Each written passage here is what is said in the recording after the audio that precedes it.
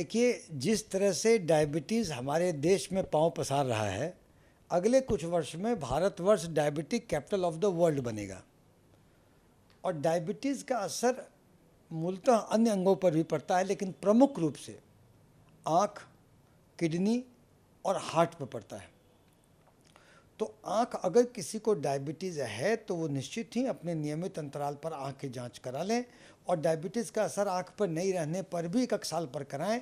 और अगर आँखों में असर आता है तो उसका स्ट्रॉन्ग क्लोज मॉनिटरिंग करें कि जब कुछ इंटरफेयर करने की ज़रूरत हो तो हम इंटरफेयर करके हम उचित उपचार करें, ताकि आँखों की रोशनी बच सके। क्योंकि डायबिटीज़ में कितने दफ़े ऐसा होता है कि जो रोशनी जाती है वो लौट के नहीं आती है। इसलिए जब तक आप कंप्लेन करेंगे, मरीज कंप्लेन करेगा, तब तक में काफ़ी लेट हो जाएगी। और अगर आपको डायबिटीज़ है तो आप अपना आँख जांच करा के रेटिनोपैथी के लिए ज़रूर जांच करा लें और अपने डॉक्टर से उचित सलाह लें, ताकि जीवन भर आपका डायबिटीज़ रहने के बावजूद भी जीवन भर आपका आँख आप देख सकें और आपको किसी ढंग की परेशानी न हो। डायबिटीज़ में क्या होती है कि धमनियाँ में वो असर करता है रेटिना के, तो रेटिना के धमनी में असर करने के बाद उसमें माइक्रो एन्यूरिज्म हो जाता है, उसमें आपको एक्सुडेट्स हो जाते हैं, इसमें एडिमा हो जाता है। तो इन सब चीज़ों को होने के बाद हम लोग ओसीटी, आजकल एक से एक आ गए हैं। आपको ये जो इलेक्ट्रॉनिक गैजेट्स, जो उपकरण, जो कि आपको काफ़ी अर्ली आँखों में हो रहने वाले डायबिटिक चेंजेस को बता देते हैं और बताते हैं कि आपको इंटरफेयर करना है कि नहीं। तो अगर कोई डायबिटीज़ का पेशेंट आए, हम उसको आँख में दवा गिरा के देखें, अगर रेटिनोपैथी नहीं है तो उसको लिख दें नो रेटिनोपैथी और 1 साल बाद बुलाएं।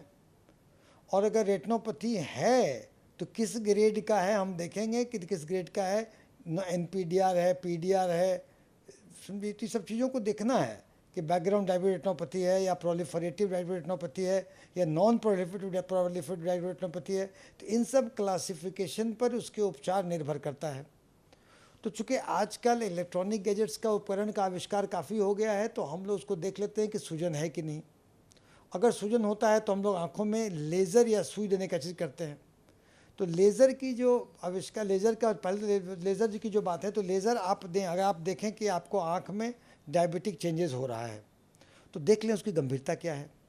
वेट एंड वॉच करने वाली बात हो तो उनको हम लोग एंटी इन्फ्लेमेटरी आई ड्रॉप और इस बात का इंस्ट्रक्शन कि इसको क्लोज मॉनिटरिंग करिए और डायबिटिक कंट्रोल रखिए और रेगुलर इंटरवल पर देखें, जब दिक्कत ज़्यादा हो तो हम लोग करें वो करें।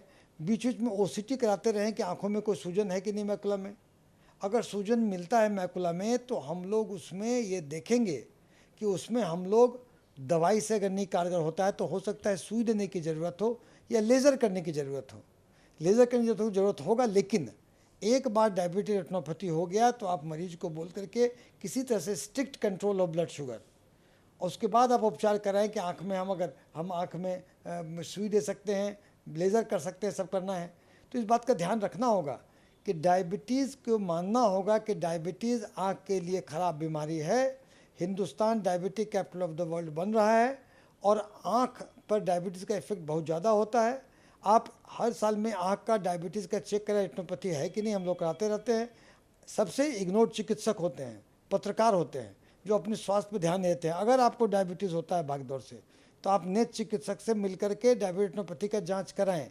जो आज नहीं है वो कल नहीं होगा, ऐसी बात नहीं है। अगर आज आप जाँच कराते हैं तो 3-4 महीने बाद, 6 महीने बाद, साल भर बाद फिर कराएँ और देखें कि उसकी क्या बात है। और जैसे ही उसमें आए वैसे ही आप उसको उपचार करें, लेज़र के द्वारा करें, आप चाहे इंट्राविट्रेल इंजेक्शन दें।